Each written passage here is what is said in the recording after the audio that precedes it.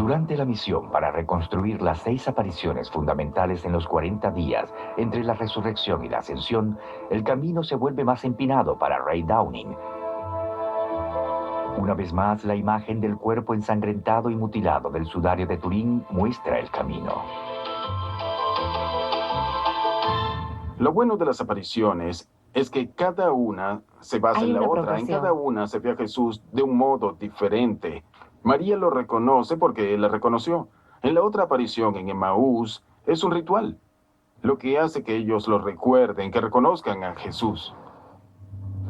Según el Nuevo Testamento, la segunda aparición de Jesús tuvo lugar en el camino entre Jerusalén y el pueblo de Emaús. Las apariciones de Jesús después de su resurrección tuvieron una función muy importante. Se trata de un muerto que vuelve a la vida. ¿Cómo es eso? ¿Qué aspecto tiene un muerto que vuelve a la vida y qué puede hacer? Y descubrimos que el Jesús resucitado es muy diferente a como era antes. Equipo 2. El avance de la ciencia en los últimos 30 años ha traído formas alternativas de ver las características físicas de una persona. Creo que la ciencia, en cierto modo, y la fe cada vez más están cerca, puesto que ambas están dispuestas a admitir el misterio.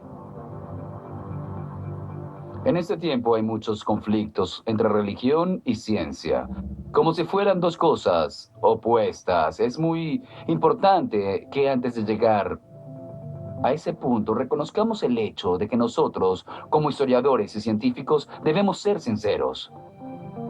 Debemos respetar las evidencias, debemos respetar las fuentes primarias y las fuentes fiables.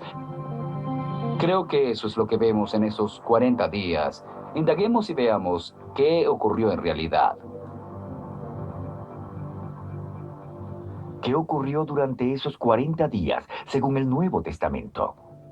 ¿Podríamos ir más allá de los evangelios para descubrir si algo se omitió? Y si fue así, ¿por qué? Los escritores de los evangelios son muy sinceros cuando señalan que Jesús hizo y dijo muchas otras cosas después de su resurrección de las que ellos relatan. Así que fueron selectivos en cuanto a lo que decidieron contar en los evangelios. Algunos estudiosos se preguntan si los escritores de los evangelios fueron selectivos o restrictivos, o si incluso tenían un plan malintencionado. Una de las explicaciones de por qué los escritores de los evangelios no contaron lo que ocurrió después de la resurrección de Jesús y de por qué no dieron más detalles se basa en que las historias que tenían no eran relevantes para ellos o incluso iban en contra de sus intereses. Posiblemente había historias de Jesús que no lo mostraban como un ser humano de carne y hueso tras su resurrección. ¿Cuál sería la razón por la que los evangelistas limitaron el número de testigos que vieron a Jesús resucitado? Lucas tenía una especie de lista de honor.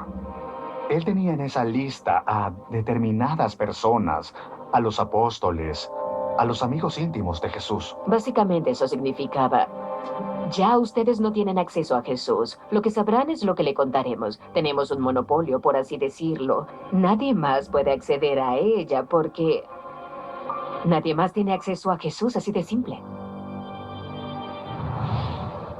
Además de los 4 evangelios, hay otros 23 libros en el Nuevo Testamento, donde se encuentran incluidas al menos 7 cartas que están firmadas por el apóstol Pablo. ¿Contienen esos libros información acerca del Jesús resucitado durante esos 40 días? Pablo hace referencia a apariciones de todo tipo que no cuentan en los evangelios. Como por ejemplo cuando dice que Jesús apareció ante 500 personas a la vez. Es impresionante. Es decir, ¿quién no querría saber más de eso? Da la impresión de que Pablo quiere decir que se trata de un acontecimiento demostrable que muchas personas lo vieron, 500 personas lo vieron vivo. Pero cuando dice que algunos de ellos seguían vivos, está queriendo decir que esa gente puede dar fe de lo que vieron. En cierto modo, Pablo ofrece pruebas de que Jesús se levantó de entre los muertos y mucha gente puede dar fe de ello. En los evangelios, la segunda aparición tiene lugar solo horas después del encuentro con María Magdalena, a 11 kilómetros de Jerusalén. En la escena hay dos hombres, seguidores de Jesús, que se dirigen al pueblo de Emaús. Estaban tristes, oprimidos. El hombre a quien amaban había sido asesinado. Y habían retomado su vida, que jamás volvería a ser normal. Todo pareciera haberse esfumado, como si el sueño y el ministerio se hubieran acabado y los enemigos de Jesús lo hubieran vencido. Unas horas antes, había empezado a correr el rumor absurdo de que Jesús había resucitado de entre los muertos. La gente estaba desconcertada pensando en eso.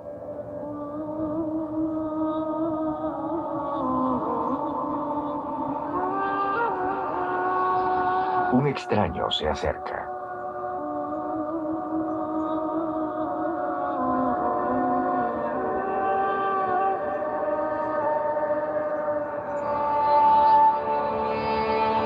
El extraño les preguntó, ¿qué les pasa? ¿Por qué están tristes? Ellos respondieron, ¿eres tú el único que no sabe lo que ha pasado? ¿Dónde has estado? ¿Escondido en una cueva? Y el extraño le respondió, ¿qué ha pasado? Y respondieron, teníamos esperanzas. Sus esperanzas se habían ido. Se sentían desesperados por la crucifixión de Jesús. ¿Cómo pudo haber pasado esto? El extraño empezó a revelarles por qué el Mesías tuvo que morir. Digamos que, básicamente, les dio un estudio bíblico en el camino. Estos discípulos tuvieron la oportunidad de oír una interpretación del significado de la crucifixión, que Dios había prometido que enviaría a un Mesías que quitaría los pecados del mundo y que ese Mesías debía ser crucificado, pero que resucitaría de entre los muertos al tercer día. Pero la historia da un giro inesperado. Sin saberlo, ellos estaban hablando con Jesucristo. Es extraño que, a menudo, la gente que se encontraba con el Jesús resucitado no lo reconociera. Obviamente se parecía al hombre que era antes de resucitar y la gente al mirarlo detenidamente podía decir quién era. Pero había cambiado lo suficiente para que no lo reconocieran a primera vista. Me parece misterioso y fascinante y de un modo extraño, realista. El sudario llega al fondo, se envuelve en el rostro y se disuelve en lo que parece ser una estatua, ¿no? Quiero darle un aire embrionario. El Jesús resucitado está a punto de revelarse a los hombres del camino de Emaús. La segunda de sus 6 apariciones fundamentales durante los 40 días. Ray Downing una vez más está ajustando el rostro del sudario de Turín para darle vida a ese momento milagroso. Múltiples apariciones alrededor. La investigación sobre los 40 días estudia el momento cuando Jesucristo resucitado se encuentra con sus seguidores, que no sospechaban nada y que lo creen muerto. Luego los 3 compañeros de viaje buscan un lugar para pasar la noche. Se hizo de noche y le dijeron, oye, ya es tarde, ven con nosotros, aquí hay una posada, entra. Y se sentaron a la mesa juntos. Y seguían sin saber quién era. Jesús tomó el pan, lo bendijo y lo partió. Y mientras comían juntos, como dice la historia, lo reconocieron. Reconocieron a Jesús no por su rostro, no porque Él los reconoció. Lo reconocieron de un modo diferente, observando lo que hacía. Los discípulos reconocieron a Jesús cuando partió el pan, porque fue una alusión a lo que había pasado unos días antes de la última cena. O ellos estuvieron en la última cena, o la última cena fue tan importante que la noticia se extendió por toda la comunidad cristiana desde el jueves anterior. Y esa gente reconoció a Jesús cuando partió el pan. Para Ray Downing, el rostro del sudario de Turín es una herramienta fundamental para mostrar la figura del Jesús resucitado y trasladar a los televidentes al núcleo del milagro.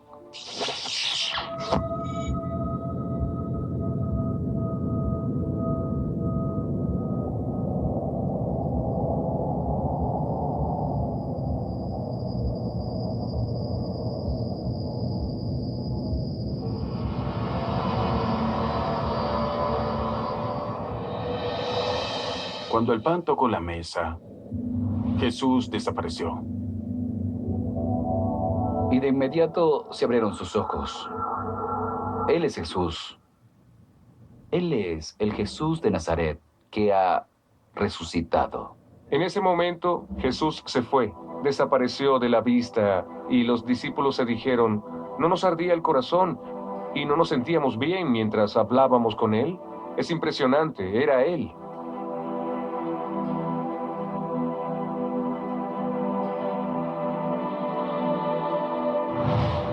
Queda un enigma por resolver en esta segunda aparición tras la resurrección.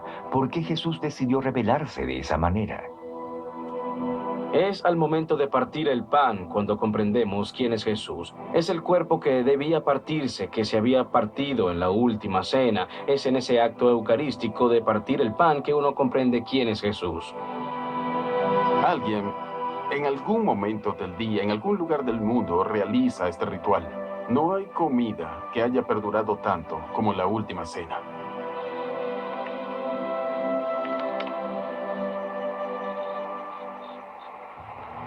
Falta mucho para que el recorrido del Jesús resucitado llegue a su fin. Dentro de algunas horas hará su tercera aparición, esta vez a sus seguidores más allegados. Para Ray Downing, el desafío es visualizar una vez más un milagro.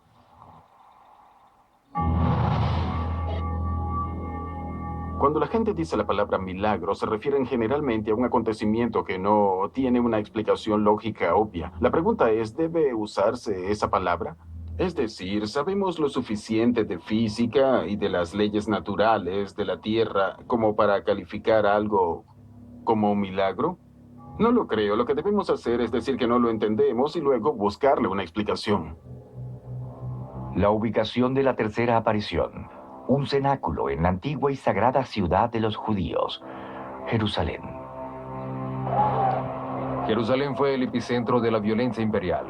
Durante 2000 años, los grandes imperios del mundo antiguo tuvieron enfrentamientos y contiendas en esa misma región, y a menudo en esa misma ciudad. La ciudad era un hervidero de tensiones políticas, podía explotar en cualquier momento. En los días siguientes a la crucifixión, los hombres que serían conocidos como los apóstoles se escondieron, pues temían por sus vidas. Ya no podemos imaginar cómo era la atmósfera en el cenáculo. Todos estaban muy deprimidos, sin esperanzas. No tenían futuro. Todo en lo que habían creído se había desvanecido. El duelo es una de las experiencias más fuertes en la vida. Como pastor, a menudo veo personas junto al ataúd de algún ser querido cuyos ojos, esos ojos preciosos y comprensivos que antes veían, se han cerrado ya. Eso se magnifica si los ojos que nos miraban eran los de Jesús. Imagínenselo, se trata de sacar los clavos de los pies y de las muñecas de alguien a quien amas, cuyo rostro estaba ensangrentado e hinchado y cuya espalda había sido despedazada. Están desconsolados, no saben a dónde irán sin él. La misión de Jesús había sido un fracaso terrible. Tuvieron que ser testigos de la crucifixión y cargar con su propia culpa, porque todos lo abandonaron. No fue solamente el asesinato de Jesús por parte de los romanos. Fueron sus mejores amigos los que lo fallaron y lo negaron. Ni consideraban la posibilidad de que pudiera estar vivo. Lo vieron morir de la manera más terrible y no podían imaginar que él fuera a volver. Eso era imposible. La aflicción de los discípulos se agudizará por la situación política de entonces. Una guerra romana de un siglo contra los judíos, librada desde la época del nacimiento de Cristo y durante el período en el que se escribió la historia de los 40 días. Un arma psicológica clave en la guerra, la crucifixión. Él no fue el único que padeció el sufrimiento grotesco e intenso de la crucifixión. Era un castigo común. Cualquiera que no obedeciera al yugo romano era crucificado. Se estilaba la crucifixión por su carácter grotesco, extremo y sádico. Sabemos que es una muerte lenta, una muerte miserable. Los cadáveres de los crucificados permanecían en sus cruces hasta que se descompusieran. Así todos verían lo que podía pasarles si no obedecían. Era una manera de controlar la mente y era muy efectiva. Los romanos utilizaban la crucifixión como anuncio de servicio público, que quería decir, ni se les ocurra rebelarse. Bajo esa sombra de violencia nacieron Jesús y la gente que vivió en esa generación. Ese es el destino que los discípulos temían. Estos hombres que temían por sus vidas, también temían por sus almas.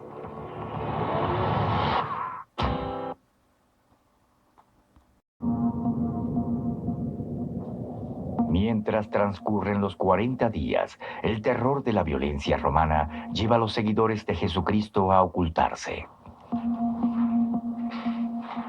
Todos se escondieron y así permanecieron. Tenía miedo de que les ocurriera lo mismo que le había pasado a su líder. Poncio Pilatos no habría dudado en crucificar a esa gente sin juicio, sin el debido proceso. Pero los crucificados serían un buen ejemplo. En la agitada época en la que Jesús hace su tercera aparición, estos seguidores veían al Mesías como una víctima más de la larga guerra romana contra los judíos. Lo más importante que hay que decir de la muerte de Jesús es que fue la muerte de un hombre judío asesinado por su posición firme en la fe judía, por encima de la fidelidad que tuviera que deberle a Roma. En una Jerusalén ocupada por romanos, un predicador judío de alta notoriedad y con un número creciente de seguidores era una amenaza. Cuando Jesús comienza su ministerio público, empieza a ganar seguidores. Obtiene una gran reputación por sus diferentes acciones. Lo que atrae a las personas necesitadas se convierte en un imán de la gente pobre y marginalizada. Y sus seguidores se convierten en masas. Eso era un problema. Por eso Jesús cambiaba de ubicación con frecuencia. No se quedaba en el mismo sitio porque sabía que era peligroso. Cuando Jesús fue a Jerusalén, para lo que resultó ser su última Pascua, se encontró con una ciudad llena de peregrinos y con el poder colonial romano a la cabeza. Durante los siglos, los cristianos han visto a los líderes judíos de Jerusalén como los villanos de la historia de los 40 días. Ven a Jesús como si fuera el enemigo del pueblo judío, como si no fuera judío. Y ven a los romanos como si lo hubieran obligado a ejecutar a Jesús. En los evangelios, a Poncio Pilatos se le recuerda por haberse lavado las manos para no ser responsable de la sangre de un hombre inocente. No quiero matarlo, se lo entrego a ustedes. Y la multitud judía dice, crucifíquenlo, crucifíquenlo. Los antiguos historiadores definen al hombre que crucificó a Jesús, el gobernador romano Poncio Pilatos, como un hombre particularmente cruel. Pocos años después de la crucifixión, se le destituye por exceso de brutalidad. Resulta increíble decir que un administrador romano deba ser destituido por lo que podríamos denominar brutalidad policial. Es decir, se trata de un régimen imperialista, cruel, que no tuvo escrúpulos para asesinar a un montón de personas. Roma luchó contra los judíos durante más de 10 años. La historia de la resurrección de Cristo y los 40 días se escribe en el momento en que las tropas romanas llevan la guerra a las mismas calles de Jerusalén, para luego derribar el templo y asesinar a miles de personas. La guerra romana es más que cualquier otro factor lo que ha determinado los elementos que constituyen la historia de Jesús. Leer los evangelios referentes a Jesús sin saber nada de la guerra salvaje romana que se desarrollaba mientras estos se escribían es equivalente a leer el diario de Ana Frank sin saber absolutamente nada del Holocausto. Es la ejecución de su líder en esa época de terror lo que hace que los discípulos se escondan. Pero sus temores están a punto de ser transformados. Ray Downing y su equipo se esfuerzan por capturar el momento en que estos hombres cambiaron para siempre.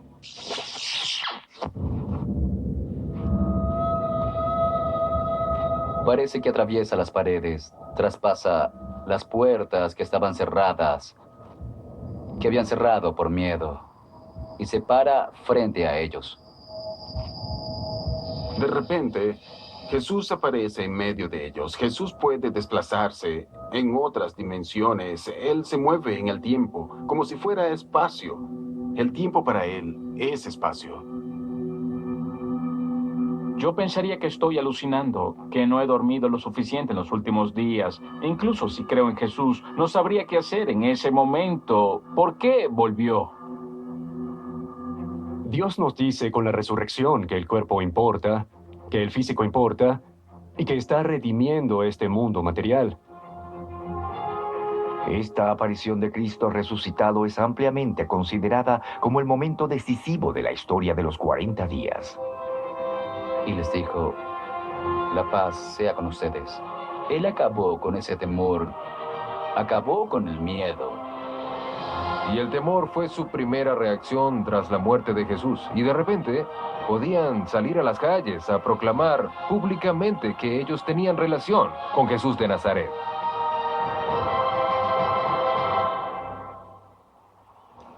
Aún queda un discípulo por convencer, Tomás. Él no estaba presente en el cenáculo y su historia completa no fue descubierta hasta mediados del siglo XX. Un hallazgo arqueológico en el desierto egipcio en 1945 revela otra faceta sorprendente y controversial del Jesús resucitado. Vio el documento y leyó: estas son las palabras que pronunció Jesús el viviente. Y yo, Tomás Dídimo, el gemelo, escribo. Quien encuentre el sentido de estas palabras no gustará la muerte.